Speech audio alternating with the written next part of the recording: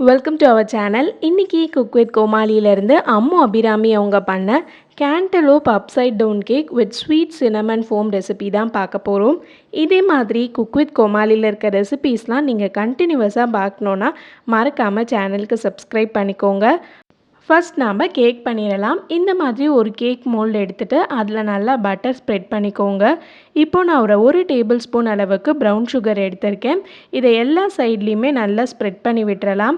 அடுத்து கேண்டலூப் எடுத்திருக்கேன். கேண்டலூப் அப்படின்றது மஸ்க் மெலனோட ஒரு வெரைட்டி தான்.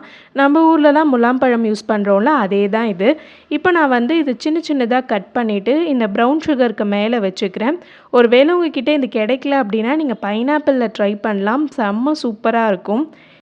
அடுத்து ஒரு மிக்சியில் 1/4 கப் கேண்டலூப் சேர்த்துருக்கேன். இது கூட சின்னதாக ஒரு பட்டை சேர்த்துட்டு தண்ணி எதுவும் ஊற்றாமல் இந்த மாதிரி நல்லா திக்காக அரைச்சி எடுத்துக்கோங்க.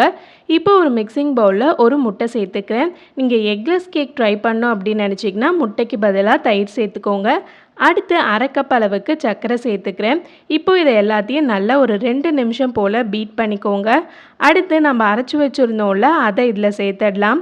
இப்போ நம்ம இதை ஒரு 2 நிமிஷம் நல்லா மிக்ஸ் பண்ணி விட்டுட்டு இதில் சன்ஃப்ளவர் ரிஃபைன்ட் ஆயில் ஒரு 4 டேபிள் ஸ்பூன் அளவுக்கு சேர்த்துக்கிறேன். ஒருவேளை நீங்கள் ஆயிலை ரீப்ளேஸ் பண்ணோம் அப்படின்னு நினச்சிங்கன்னா பட்டர் கூட யூஸ் பண்ணலாம். அடுத்து இந்த மாதிரி ஒரு சல்லடையை இந்த பவுல் மேலே வச்சுட்டு 3/4 கப் அளவுக்கு மைதா மாவு சேர்த்துக்கிறேன்.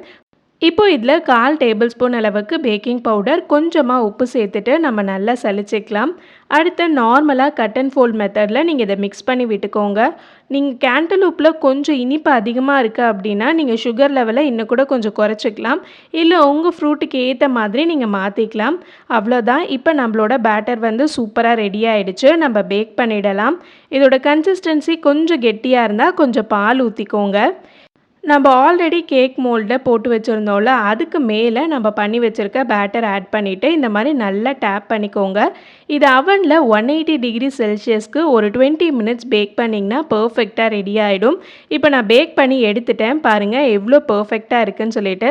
கத்தியில் இந்த மாதிரி கொஞ்சம் கூட ஒட்டக்கூடாது. அடுத்து நம்ம சைடில் வைக்கிற அந்த ஸ்வீட் சினமன் ஃபோம் பண்ணிடலாம். ஃபோம் பண்ணுறதுக்கு முட்டையோட ஒயிட் பார்ட் மட்டும்தான் தேவைப்படும். அதை தனியாக ஒரு மிக்சிங் பவுலில் எடுத்துகிட்டு இந்த மாதிரி நல்லா பீட் பண்ணுங்கள். கொஞ்ச நேரத்துலேயே உங்களுக்கு பார்த்திங்கன்னா மேலே நல்ல நுரையாக வரும். இந்த ஸ்டேஜில் கொஞ்சமாக பட்டையை தூள் பண்ணி வச்சுருக்கேன். அது கொஞ்சம் உப்பு சேர்த்துட்டு திருப்பி நல்லா பீட் பண்ணிக்கிறேன். இந்த மாதிரி நல்லா ஃபோம்ஸ் வந்தவுடனே கொஞ்சமாக பொடிச்ச சர்க்கரை சேர்த்துட்டு மிக்ஸ் பண்ணிக்கோங்க. அவ்வளோதான், நம்மளோட சூப்பரான ஃபோம்ஸ் ரெடி ஆகிடுச்சு. பாருங்கள், பார்க்கவே ரொம்ப அழகாக இருக்குது. இப்போ நம்ம பிளேட் பண்ணிடலாம். பிளேட்டோட ஒரு சைடில் ஃபோம் வச்சுருக்கேன். அது மேலே கொஞ்சமாக கேண்டலூப் பீசஸை கட் பண்ணி வச்சுருக்கேன். இப்போ நார்மலாக ஒரு பேப்பர், ஒயிட் பேப்பர் எடுத்து இந்த மாதிரி வச்சுட்டு இந்த சைடில் கோகோ பவுடரும் சினமனும் மிக்ஸ் பண்ணி வச்சுருக்கேன். அதை இந்த மாதிரி ஆட் பண்ணிக்கோங்க. இப்போ நடுவில் நம்மளோட கேக் வச்சுட்டிங்கன்னா நம்மளோட சூப்பரான upside down cantaloupe cake ready ஆகிடுச்சு. ஸோ கண்டிப்பாக இந்த வீடியோ உங்களுக்கு பிடிச்சிருந்ததுன்னா மறக்காமல் ஒரு லைக் பண்ணிவிடுங்க.